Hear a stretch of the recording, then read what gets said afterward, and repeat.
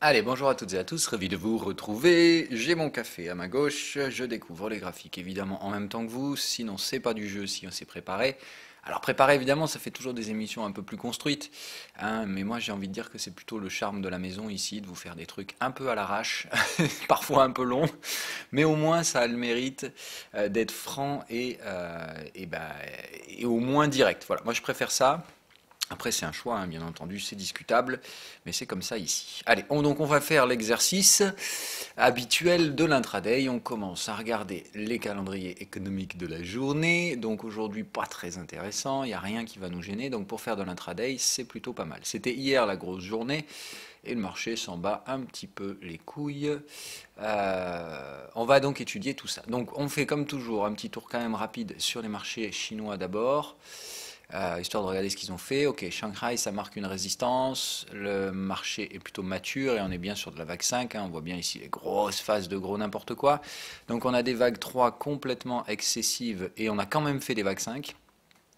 Donc la vague 5 se termine là, hein, et ça reste donc normalement, théoriquement, pardon, pour moi toujours des schémas de fin. Enfin, c'est de la baissée. Enfin bref, ici on est sur des schémas de fin de tendance haussière, normalement pullback vers les supports. L'horaire me semble bien cadrer ce type de marché, même si le 4 heures doit quand même faire le boulot. Ok. Donc pour l'instant on est sur des choses que moi je comprends pas, parce que normalement on devrait être donc dans des schémas en deux vagues. Là on en a plutôt trois qui sembleraient se former à la hausse. Donc attention, on est peut-être sur des schémas quand même de reprise haussière.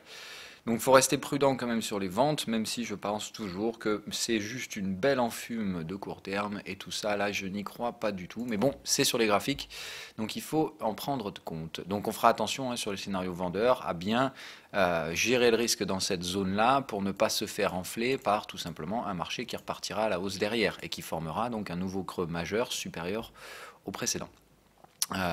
Je reste toujours en faveur d'un mouvement primaire plus fort qui normalement amènera une nouvelle vague de baisse. Maintenant, je peux peut-être me tromper. Voilà. Donc ça c'est pour les autres scénarios, on va éviter de passer trop de temps dessus. Bref, donc un chinois, ça a plutôt l'air de dire retour vers les supports. Pareil pour le Nikkei qui est donc pour l'instant en train d'échouer en double top dans un range. Je vous rappelle l'émission d'hier sur les ranges. Qu'est-ce que tu fous en haut toi? Voilà, hop, donc, sur les ranges, que je vous ai dit, rappelez-vous, quand on a ça, c'est que normalement, il y a formation d'un range. Pour l'instant, on va dire que c'est comme ça. On est donc sur un rejet en double top sur le haut de ce range. Ça peut aller un peu plus haut. On note qu'il y a un gap ici. Mais donc, voilà, théoriquement, quand même, ça s'épuise, hein. Les mecs essayent de tirer tout le jus qui peut rester. Mis à part aller chercher ce gap pour le combler, je vois pas sincèrement ce qu'on irait faire plus haut. Et pour l'instant, c'est clairement pas passé. Mais attention, hein, on est toujours dans la partie haute du range. Donc ce qu'il faut, c'est se diriger vers la partie basse, donc repli vers les supports, et normalement derrière, une sortie baissière. Là, on voit bien les creux et sommets descendants. Il n'y a normalement pas trop de soucis à l'installation d'un nouveau plus bas. Bref, normalement, ça devrait quand même tirer vers les supports, mais qu'est-ce qu'on constate? Le VIX fait toujours pas grand-chose. On tient bien le support, hein, donc il faut faire très attention à ça. C'est-à-dire que le VIX, là, à tout moment, ça part en sucette, hein, et je vous rappelle qu'ici, cette mèche-là n'existe pas. Donc on a bien un sommet, un creux, pardon, ascendant. Donc la prochaine fois, c'est sommet ascendant. J'aimerais bien que ça se produise vers le 15 et on s'en rapproche dangereusement. Donc toujours, hein, faire très attention à tous ces contextes. Donc moi, j'espère toujours une hausse de la volatilité. Dans un premier temps, par des replis vers les supports, c'est-à-dire comme on l'avait vu, on va aller faire. On va reprendre notre template habituel, ça me paraît mieux. Voilà, on va repartir sur celle que je vous ai utilisée. Tac. Intraday, putain, c'est où? Voilà. C'est ça là? Ok. Hop, normalement c'est ça.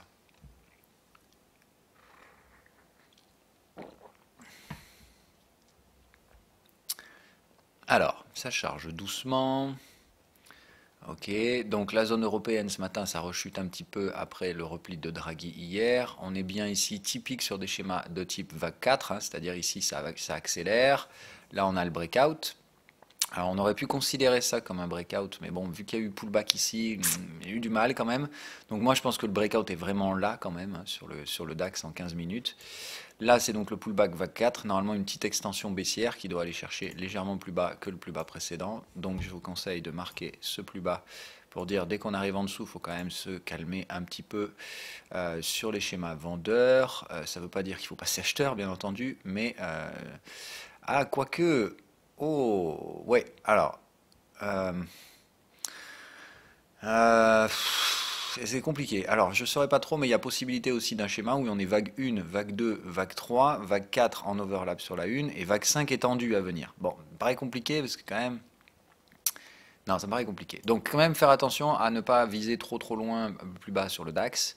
Je pense qu'on ira chercher normalement l'objectif 2 qui avait été fixé sur l'Eurostoxx.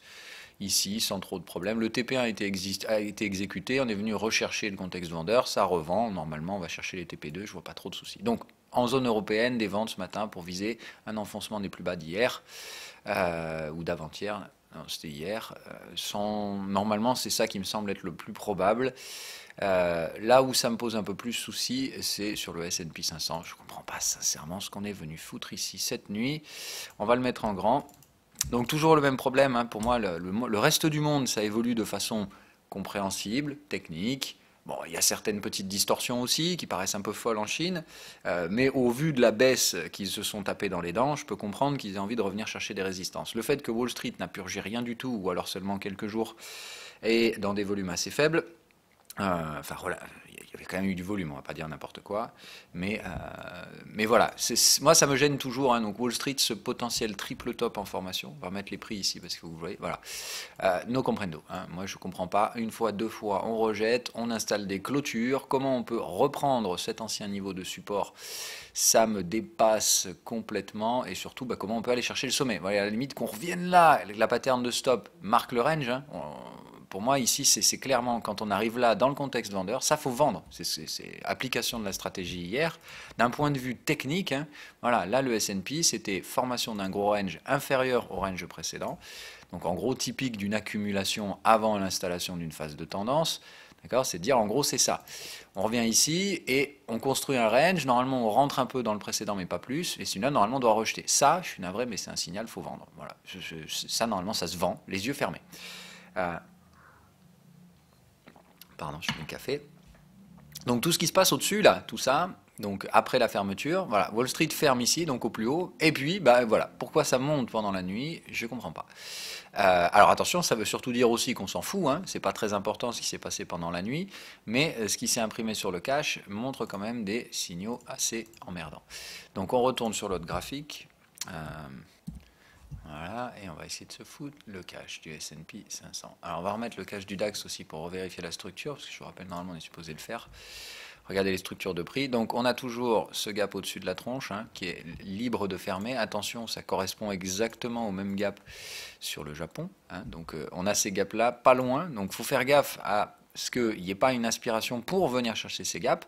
Normalement, ces gaps-là, on n'a pas à venir les chercher. C'est des gaps de départ de vague 3. Et surtout, c'est ceux-là où on a... ça, c'est le gap de rupture, en fait. Il n'y a pas eu de gap de rupture avant sur le DAX. Il y a eu celui-là, mais il a été refermé. Donc pas de rupture. Il y a eu celui-là, mais il est juste en ouverture sous le plus bas. Donc c'est pas ce qu'on appelle un gap ouvert. C'est simplement un gap courant qui pourrait servir de gap de rupture. Mais dans ce cas-là, ça c'est le gap d'accélération qu'on peut revenir refermer. Mais bon, en attendant, pour l'instant, on n'y est pas. Et par contre, on a laissé pas mal de gruyères à l'achat ouvert en bas. Et ça, c'est un peu plus gênant. Il y en a un qui est là, qui est un gap béant. Il y a celui-là ici, ça c'est un gros trou de cotation, on va aller le refermer, celui-là, ça c'est certain. Et il y en a un en bas qu'on n'a pas totalement fermé. Parce que je rappelle, on a clôturé ici, rouvert là, méché un petit peu. Mais là, il y a pareil, il y a un autre gap qui, à mon avis, aura du mal à tenir, puisqu'il n'est pas franchement candidat pour un gap de rupture. Moi, je le pense plutôt candidat d'un gap courant qui piège les vendeurs, puisque c'est comme ça que les marchés actions adorent faire pour rebondir. Voilà, donc bref, les structures cash toujours assez pernicieuses, mais il y a possibilité d'aller un peu plus haut. Hein, pour l'instant, les momentum ne sont pas vraiment épuisés, donc en fait, ce qu'ils font, c'est qu'ils nous latéralisent, hein, ils passent du temps à plat, on va peut-être refermer ce gap-là, et peut-être relancer une nouvelle fois derrière. Ça, il faut faire attention à ces schémas-là. Moi, de toute façon, je vous dis, ce qui me gêne de plus en plus, c'est que pour avoir un Wall Street trop fort et une Europe trop faible, il faudrait que l'euro-dollar se casse la gueule. Or, ça passe pas, et regardez la bougie d'hier. C'est-à-dire bougie BCE plus Fed, grosse mèche basse. Normalement, je pense qu'on va se diriger enfin vers les résistances dans ce merdier et que cette fois, j'espère, normalement, celle-là va enfin céder. Quand ça cède, là, normalement, Wall Street, on pourra dire game over, c'est-à-dire le dollar se dégrade à un point où, normalement, ils ne pourront plus ignorer leur ralentissement économique et ça devrait catalyser quelques flux sortants aux US. Pour l'instant, on n'y est pas encore et on regarde la structure cash du S&P. Voilà, donc hier, structure cash du S&P, avalement haussier clôturé. Hein, donc attention les gars, encore une fois, le signal vendeur d'avant-hier. Non, non, non, Wall Street, c'est pas trop leur genre, ils aiment pas trop ça. Donc on va voir s'ils arrivent à franchir le sommet. Hein. Je vous rappelle que dans la zone, moi mon stop est à 906 et que pour l'instant je l'ai bien senti qu'on allait un peu vite en besogne sur les vendeurs, qu'il ne fallait pas considérer ça comme une bataille gagnée. Je ne serais pas surpris, vous voyez, qu'ils nous fassent la même histoire que la dernière fois, c'est-à-dire essayer de nous refoutre une grosse carotte là, comme ça, pour finir avec un vendredi qui efface tout comme avant. Hein. Voilà, ils sont tout à fait capables de nous faire ça, de se dire aujourd'hui on peut vous coller une petite séance en mode « Eh dis donc, t'as cru qu'il fallait vendre un peu fort ?» Tu t'es enflammé, et là aujourd'hui, pouf, ils nous font ça, demain on fait ça, et objectif réalisé. Hein, voilà. Donc c'est-à-dire pour moi, ça c'est tout à fait l'objectif que je veux pour cette semaine. Je veux juste qu'on revienne attaquer la semaine passée. Et assez fortement. Et typiquement, même, j'aimerais bien qu'on clôture le gap. C'est-à-dire, si on peut faire ça vendredi, typique, hein, voilà, en fait, on fait une seule séance d'intérêt dans la semaine pour les vendeurs, et tout le reste du temps, ça ne sert à rien. Et évidemment, c'est cette séance qui aura le plus de volume. C'est-à-dire que la seule séance qui a un intérêt technique, c'est celle où tout le monde trade. Et le reste du temps, on attend qu'ils aient fini leur travail d'arrachage stupide des cours. Voilà. Donc moi, c'est un peu mon sentiment. Je sens bien que pour l'instant, il y a tout ce qu'il faut pour que ça passe et qu'on colle une grosse séance rouge. Mais pour l'instant, tout ce que je vois, c'est que malgré ça, ça passe pas, puisque donc hier, on décortique la session en intraday en 15 minutes. Voilà comment se constitue la session. Voilà. En gros, hier, c'est le néant absolu, néant total. Hein. Voilà. Donc le néant, rien n'existe. Et puis donc en fin de journée, sans raison, sans catalyseur, ça décide de passer au-dessus de la résistance. Voilà, sans comprendre, hein, c'est-à-dire un triple échec au cours de la journée, enfin au cours des 2 derniers jours, toujours ce gap baissier, et puis donc on décide aujourd'hui que non, le gap baissier, non, voilà, c'est pas très bandant. Hein. On a quand même fermé ici, c'est un typique de gap d'épuisement, enfin ça c'est typique d'un gap d'épuisement, donc ça gap à la hausse, ça passe pas, hein, on regape à la baisse, donc normalement ça peut être le gap de rupture baissière, normalement il n'y a pas de nécessité de le refermer celui-là, donc on va voir. Moi je ne suis pas encore super enjoué de ce que je vois devant moi. Donc on va voir ce que va représenter la séance d'aujourd'hui. Est-ce qu'ils vont réussir à déborder les 2896, qui est donc notre POC sur le cash. C'est-à-dire que théoriquement, on l'a fait. Il n'y a pas besoin d'y retourner. Maintenant qu'ils s'amusent à essayer de chasser sur le futur, ça c'est tout à fait possible. Ce qui compte dans le marché, ce n'est pas le futur, c'est le cash. Donc hier quand même, Tesla, ça n'a pas franchement... Là, j'ai même pas pris de profit. La façon dont ça a été traité en intraday ne m'a pas spécialement inquiété. Apple donc se fait downgrade par HSBC. Hein, donc voilà, ils sont passés donc de neutre à vendeur sur le truc. C'est vous dire que voilà, vous connaissez quand même la puissance de feu d'HSBC. Voilà, c'est donc l'énorme conglomérat financier de Sino. Merde, comment on dit dans ce cas-là? Enfin bref, c'est le consortium anglais-chinois, l'énorme mastodonte monétaire, pas toujours réputé pour ses actions totalement légales, mais plutôt des actions un peu borderline. Mais bref, bon, on s'en fout. Bref, donc on surveille aujourd'hui. Pour l'instant, la partie euphorique a été faite. On va voir si Wall Street arrive à poursuivre. Je pense que la zone européenne, du coup, fera pas grand-chose, étant donné le brouillon qui leur a été laissé par Wall Street. Donc moi, j'éviterai de traiter la session européenne tout simplement parce qu'elle me semble illisible. Hein, c'est de dire, voilà, le DAX, pour l'instant, théoriquement, nous, on ne peut pas corroborer les scénarios américains, mais est-ce qu'on va réellement pouvoir enfoncer le support? Moi, je dirais oui, hein, techniquement, tout invite à ce qu'on transperce ce support, mais voilà. Que va faire Wall Street cet après-midi? Ça me semble, encore une fois, totalement illisible. Personne ne sait. C'est incompréhensible. Franchement, hein, sincèrement, je préfère être honnête avec vous. Pour moi, Wall Street, c'est du grand n'importe quoi technique. Et malheureusement, tant qu'on ne pourra pas arriver à trouver un billet directionnel chez Wall Street, je pense simplement que la bourse, dans son intégralité, hein, sera très emmerdante et piégeuse pour faire de l'intraday. Donc je pensais qu'on était enfin d'accord et tranquille après ce qu'on leur a mis il y a 2-3 jours, et apparemment c'est toujours pas le cas. Donc patience, pour moi l'intraday reste très compliqué. La zone européenne à la vente pour l'instant ça marche très bien, donc je pense qu'on ira chercher les différents objectifs qui avaient été mis en place. Pour le trading intraday, je pense sincèrement que le plus clean, c'est trader l'Eurostoxx. Donc moi normalement je suis toujours dans ce trade. Il y aura normalement un TP1 ici et ensuite j'attends de voir. Hein, c'est-à-dire bon là c'était pour c'est du paper trading, hein, on est bien d'accord. C'était pour faire Mumuse, c'est parce qu'il y avait eu un trade en live sur les US. Donc quand j'avais enregistré l'émission américaine l'autre jour, donc je l'avais pris pour qu'on le marque et qu'on puisse faire le suivi du trade. Je l'ai pris sur le compte réel aussi. Hein. Je ne suis pas du genre à faire Mumuse, à trader. À pas trader ce que je vous dis. Hein. Y en a qui le font, moi c'est pas mon cas. Bref, donc pour l'instant j'attends, je pense que ça ce sera clairement atteint aujourd'hui, voire un peu plus que ça. Mais ici je pense qu'il faudra quand même être prudent.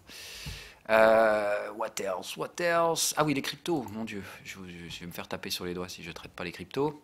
Alors on va le faire. Donc les cryptos en horaire, qu'est-ce qui se passe? Oh, on casse des lignes de tendance. Donc c'est qu'on allait un petit peu vite. Alors, quand c'est comme ça, premier truc qu'on fait, on trace ces canaux dans le sens inverse, puisque maintenant on cherche un support. Donc vous allez voir, de toute façon, ça c'est ce que vous auriez dû faire si vous ne faites pas avec... voilà. Donc Framework, il l'a fait déjà pour vous, donc il vous montre bien qu'il y a des supports par là, proches du support de canal. Voilà. Donc bon, bref, pour l'instant, moi ça ne m'inquiète pas plus que ça. Donc on vient chercher des supports horaires, c'est-à-dire qu'après avoir essayé, la zone des 180 passe pas. Vous avez prévenu qu'ici ça pouvait retomber jusqu'à 150. Normalement, on aura du mal à aller beaucoup plus loin. On a jusqu'à la fin de la semaine, tout simplement, pour baisser un petit coup et espérer remonter. Moi, j'aimerais bien une mèche basse sur cette semaine, je trouverais ça pas dégueu. Voilà, venir par là, essayer de racler 155 et remonter en fin de semaine pour avoir un bon signe pour la semaine suivante. Il n'y a pas de nécessité, hein, encore une fois, d'aller jusqu'à 150. C'est juste qu'on peut le faire. Mais théoriquement, normalement, on doit même trouver un support par là. Voilà, c'est dire 160, normalement, ça doit être un support. Je parle d'un support graphique, on va aller regarder en intraday s'il y a des intérêts ou pas. Hop, voilà, donc marquer cette zone, hein, c'est-à-dire là sur le day en hebdo. Voilà. On va regarder en horaire. Est-ce qu'il y a des supports sur cette zone? Oui, en plus, on est donc sous le support de contexte. Voilà, bon, bref. Je ne vais pas y aller par 4 chemins. Pour moi, ça me paraît quand même plus ou moins intéressant. On a toujours, franchement, des signaux de range ici. Hein, donc ça montre que ça bloque pour l'instant au niveau de la résistance. Donc pour l'instant, vous attendez qu'on marque le support de ce range qui pour l'instant me semble pas tout à fait clair. Donc on prend toujours les clôtures pour marquer un range. Et voilà. Donc moi, je dirais un truc comme ça. En général, la zone qui break, rappelez-vous, c'est souvent la médiane. Donc notez bien, voilà, moi je dis pour moi c'est là que ça polarise. Donc je dirais effectivement une médiane de range. Alors là, voilà. Attendez. C'est théorique, hein, encore une fois, c'est au doigt mouillé. Je vous rappelle que normalement les range, il ne faut pas trop faire joujou dedans et pas essayer d'anticiper. Mais voilà, moi je dirais un truc comme ça et ça nous amène bien donc vers cette zone 160, 165. Pour ceux qui font des trades à plus court terme sur les cryptos, pour moi c'est par là que ça semble se mettre en place. Voilà, avec une petite marge d'erreur. Hein, voilà, donc vraiment 160, 165 me semble être une zone pas tout à fait débile si vous voulez faire des trades intraday. Le contexte me semble être horaire, c'est-à-dire vous tradez ça en horaire et pas plus bas. Agressif, pour ceux qui sont agressifs, chercher un signal en 15 minutes là-dedans, mais je vois vraiment pour les profils agressifs, et je pense que l'agressivité dans les marchés crypto maintenant me semble pas être un choix judicieux. Donc je dirais vraiment attendez vos signaux horaires pour ceux qui veulent renforcer dans le sens de la tendance, pour essayer donc de choper un bottom et ensuite essayer de s'attaquer au breakout. Breakout qui pour l'instant donc est en cours mais échoue. C'est-à-dire le breakout, il a tenté ici le passage à 170, on a tenté ici de déborder, on a atteint 190 mais pas plus. Pour l'instant donc il faut attendre la phase de décollage sur ces marchés. Pour moi, en daily, je pense qu'il n'y a aucune raison d'échouer ici. De faire parler les cons, ça oui, hein, ça, il n'y a aucun problème. C'est-à-dire tout simplement de venir chercher des supports dans ces zones-là. Et tout simplement, ici, les mecs vont dire « Ah, mais ça y est, c'est bear, on se replie. » Voilà, juste parce qu'en gros, on baisse de 3% après en avoir pris 30. Faut quand même relativiser un petit peu. Bref.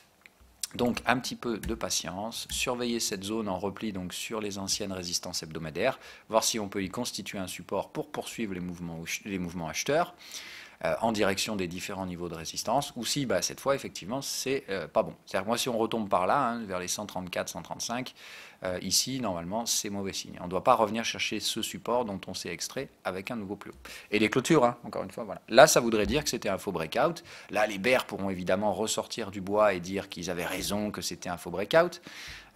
Mais jusqu'à présent, mis à part parier dangereusement sur un retournement qui n'a toujours pas lieu, je ne vois pas ce qu'ils font d'autre. Donc ça se rapproche plus, encore une fois, pour moi, d'une psychologie de gambler que d'une psychologie de trader. Pour moi, là, il n'y a aucun élément technique qui permette de dire qu'on va se replier. Voilà. Tout invite à dire par contre qu'on est dans la partie haute des canaux, là, de tous les canaux, et qu'on travaille tout simplement des accélérations vers l'accélération encore plus. Moi, j'aimerais voir si on arrive à sortir de ces canaux. Voilà. Si on arrive à en sortir par le haut, c'est là où on aura la fameuse vague 5, la vague du FOMO, celle où tout le monde est capitulé à l'achat, c'est-à-dire que les vendeurs lâchent complètement la bride. Et dans ce cas-là, on cherche les TP des acheteurs les plus lointains. C'est ça un peu l'objectif. Moi, ça revient à dire, pour l'instant, il y a encore des bears. Ils résistent. Et ça se voit sur les prix, ça se voit sur l'Ethereum. Par contre, ce que je vois, c'est que les indicateurs techniques, eux, montrent que normalement, on va quand même gagner la bataille à l'achat. Donc j'attends le moment où les bears vont capituler. Pour l'instant, ils se battent, ils ont des arguments, et il n'y a aucun problème. Je ne dis pas que j'ai raison, je m'en fous de ça, encore une fois. Ce qui m'importe, c'est de dire d'un point de vue technique, je pense que, à choisir entre un camp acheteur et un camp vendeur, je pense que mon camp est favorisé par les CSP statistiques. Après, la fin de l'histoire, je ne la connais pas et je m'en fous un peu. On verra tout ça plus tard. Voilà, donc c'était le point crypto. Je vous ai donc donné pour le point marché-action. On va identifier les niveaux sur le S&P 500 pour préparer la séance de cet après-midi.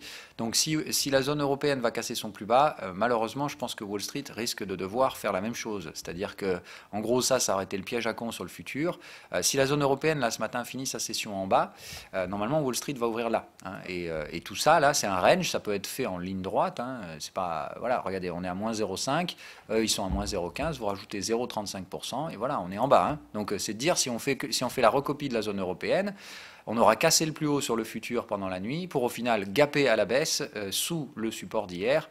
Voilà, bon, encore une fois, des mouvements de marché incompréhensibles pour ma part, ça n'arrive pas souvent ce genre de truc, mais bon, Wall Street en ce moment, tout est possible. Je vais vous donner quand même une bribe d'explication parce que voilà, il faut quand même comprendre pourquoi. Voilà, hop. Donc c'est toujours pareil, c'est si on décortique les secteurs aux US, c'est là que vous comprendrez le problème. Donc la plupart des secteurs s'orientent à la baisse, on voit bien les signaux ici de reprise vendeuse. Là pareil, ça s'essouffle. On est sur du daily, donc encore une fois, là on contextualise un peu le truc. Donc la plupart des signaux vendeurs ont pris sur la plupart des des secteurs américains, donc on voit bien industriel, double top, là le matériel ça se replie, là on a un nouveau plus bas sur les financières, enfin un plus haut de plus en plus bas sur les financières, donc là c'est quand même assez punchy. Les discretionary, c'est exactement les mêmes conneries que technologie, donc on a bien dit, les licornes du moment, c'est technologique et discretionary, et vous voyez bien que celle-là, elle refuse typiquement, elle refuse absolument tous les signaux baissiers, c'est-à-dire là, ah non, nous on ne baissera pas, il y a du profit à faire là-dessus, donc on verra encore une fois, là il s'agit de de contexte en mensuel, c'est-à-dire que là on imprime une nouvelle boîte de contexte tous les mois, on tente des débordements haussiers, si on clôture les mois en bas, c'est game over, c'est toujours pareil, dans ce cas ce sera simplement des débordements, mais vous voyez bien que dans tous les contextes, là c'est contexte vendeur orienté à la baisse, contexte vendeur orienté à la baisse, contexte vendeur orienté à la baisse, contexte acheteur, contexte vendeur orienté à l'achat, mais bien débordé ici, et puis on est sur les utilities, donc encore une fois c'est des secteurs secure, c'est des secteurs risk-off. Donc ça n'indique pas normalement des hausses indicielles, mais tout simplement c'est là qu'on se met pour se protéger, quoi. Parce que les baisses de marché sur les utilities, en général, elles sont plutôt construites. Healthcare, toujours aucune décision, formation du triangle, mais attention, je vous ai quand même dit que ça c'est une grosse bubule, donc quand on hésite dans des bubules, généralement, au lieu de favoriser la tendance, ça favorise le repli. Voilà. C'est-à-dire qu'après une phase de bulle, je vous le mets en grand, voilà. Après une phase bullesque, d'accord, quand on est comme ça, quand on a fait ça avant, alors voilà, on va remettre en hebdo, on voit bien. Voilà. Quand on a fait ça avant, quand on hésite ici, typiquement, c'est pas bon signe. Voilà, ça veut surtout dire, oh putain merde, quand on tombe, ça va faire mal. Donc, faut pas que ça tombe, encore une fois. Pour l'instant, on ne sait pas, mais le secteur healthcare est sous grosse pression, parce que l'hésitation, je vous dis, quand on a fait de la parabole comme ça, en général, ça finit pas très bien derrière, parce que effectivement, ici, il n'y a aucun support, et le dernier support, il est là, et normalement, quand on baisse aussi bêtement qu'on était monté. Donc, encore une fois, moi, je maintiens, pour des achats moyen-long terme de healthcare et de tout ce qui touche au healthcare, c'est toujours le support en dessous des supports précédents qui avaient été touchés. Il faudrait étudier ce qui a causé ça, savoir si c'est vraiment si c'est utilisable ou non. Mais voilà, pour moi, il y a vraiment deux supports à moyen long terme à payer sur les healthcare. Pardon, on va faire ça propre. Voilà, donc c'est cette zone-là qui était un précédent support. Et donc, merde, qu'est-ce que j'ai branlé? Reviens, voilà, hop. Et donc celui-là. Okay, c'est deux zones support qui seront avisées à moyen long terme. Difficile de dire si celle-là sera utilisée ou non, mais on pourra la prendre en compte. Bref, voilà, on redézoome, on remet notre merdier, voilà, on revient en daily. Donc c'est bien de comprendre, voilà, alors, donc le secteur tech, à quoi il ressemble? Ils se sont offerts, donc c'est des indices sectoriels, donc hier c'est clôture au plus haut historique sur le secteur technologique. Donc c'est magique, c'est trop fort, et on remet en hebdo, je vous montre la courbe encore, voilà. Donc là, c'est le rêve de Wall Street, la parabole. C'est-à-dire que là, le pullback, pour l'instant, ne semble pas s'essouffler. Je vais simplement vous montrer une valeur qui, pour moi, vous montre un peu ce qui les attend, c'est Boeing. Voilà, c'est-à-dire que là, vous voyez les rêves de grandeur de Wall Street, pour moi, il n'y a que Boeing qui est comparable. Regardez comment ça s'est produit. Donc Boeing s'est envolé 1, 2, 3 semaines de plus avant de se prendre la mauvaise nouvelle. Et puis là, évidemment, Boeing. Alors, il y en a combien sont ceux? Je n'ai pas noté les noms, mais j'aurais dû, parce que, bon, voilà. Tous ceux qui ont dit ouais non mais c'est pas grave, le gap baissier, tout va aller bien, on va remonter, il n'y a pas de souci, c'est qu'un accident de parcours. Tu vas voir l'accident de parcours de Boeing, ouais. Moi je vous l'ai dit, ça perd du momentum, une mauvaise nouvelle dans un marché qui n'a aucune structure sur les prix, on va s'effondrer sur Boeing, qu'ils en aient envie ou non, qui résolvent les problèmes du Jet 737 ou compagnie, on s'en fout. Là les prix de toute façon ne corroborent plus l'ascendance de la bulle, on a cassé le momentum de la bulle, c'est terminé. C'est un schéma de Ponzi. À partir du moment où il y a un doute dans une bulle, c'est fini. Voilà. Donc là, il y a un doute sur Boeing, ça va probablement faire s'écrouler les prix. Évidemment, tout le monde d'après va vous dire ah mais on baisse de manière irrationnelle, les problèmes sont traités. Ben non, en fait, est-ce que c'était rationnel de monter? Est-ce que ce sera rationnel de baisser? Non. Donc on s'en fout. N'essayez pas encore une fois de regarder les news flow des actions qui sont en bulle. Rien ne justifiait de telle valorisation sur ces valeurs-là, si ce n'était d'imaginer qu'on vendrait 50 000 avions par an et qu'on en vendrait 200 000 l'année suivante parce que la croissance est phénoménale. Non mais c'est complètement débile encore une fois. Ce sont des promesses d'achat, les avions, qui peuvent être enlevés aussi secs. Voilà. Donc il faut faire attention à tout ça.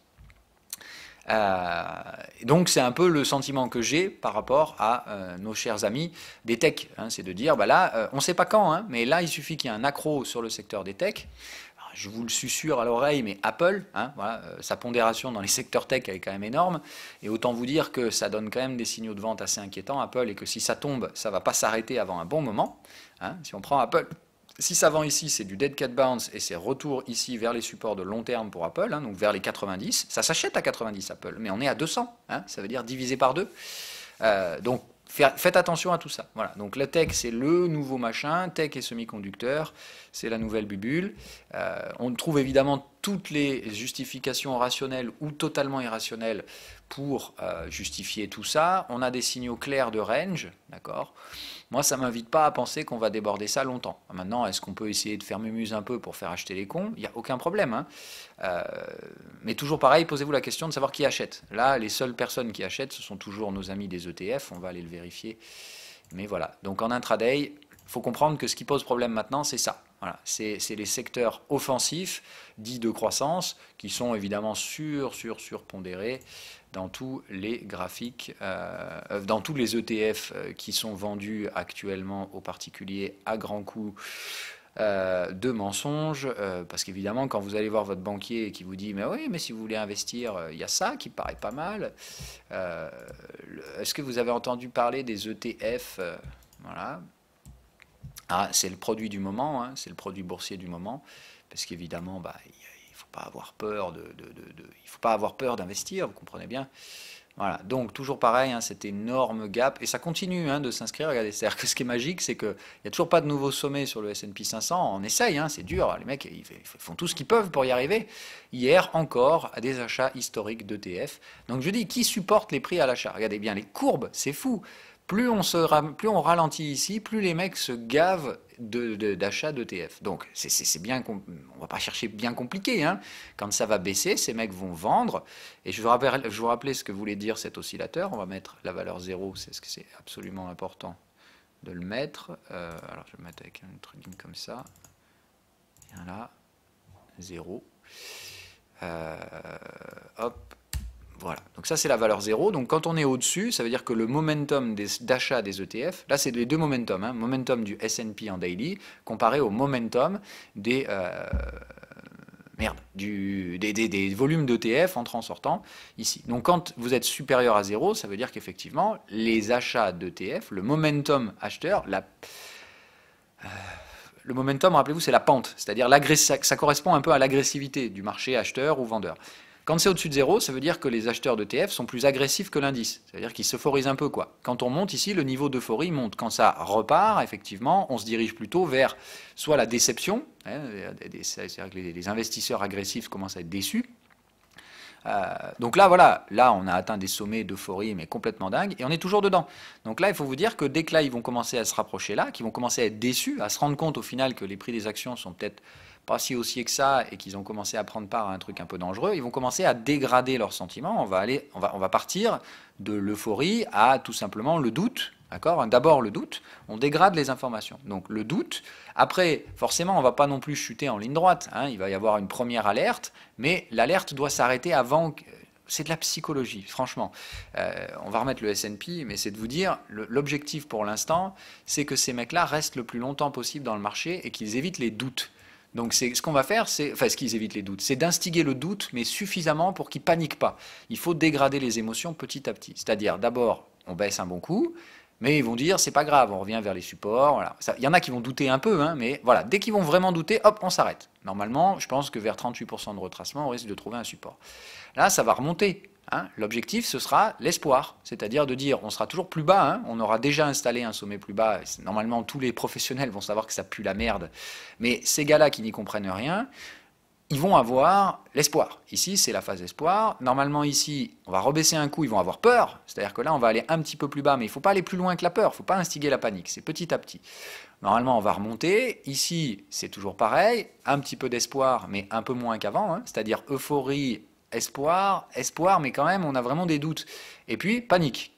Voilà. Normalement, c'est comme ça que ça se produit. C'est-à-dire de dire, la panique, c'est le moment où ils sont confrontés à la réalité. C'est-à-dire qu'il n'y a plus d'espoir. En fait, là, c'était leur dernière petite lueur d'espoir. Là, ils sont confrontés à la réalité, ils sont confrontés au fait qu'ils se sont fait niquer, et ils prennent les pertes. Et ils prennent les pertes quand le marché baisse, évidemment, ils prennent les pertes en bas, et puis quand ils ont pris leurs pertes, le marché remonte. C'est aussi con que ça, hein, voilà. Donc toujours la guéguerre psychologique, pour moi, en vue à Wall Street. Le principe, c'est que pour l'instant, il faut entretenir l'euphorie, et ça marche très bien, hein, puisqu'on voit donc que qui achète le marché en ce moment à donf, c'est surtout nos amis, les détenteurs d'ETF et acheteurs d'ETF, et évidemment, qu'est-ce qu'ils achètent? À donf de merde, ils achètent du consumer discretionary, et ils achètent des technos.